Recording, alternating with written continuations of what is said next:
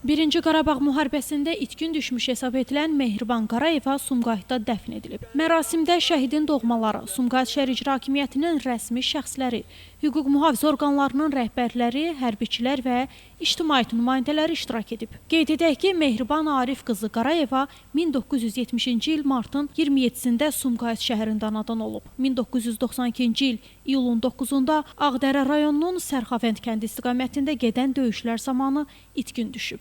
Mehriban xanım bizim kəndə elə bir gün ondan qabaq gəlmişdi, qoşulmuşdu bizim sıralarımıza. O da elə gələn gündən deyir ki, bir döyüş olsaydı gedərdik döyüşə. Aradan bir gün keçmiş, xəbər gəldi ki, Sərxavənd tərəfdən hücum olunmalıdır.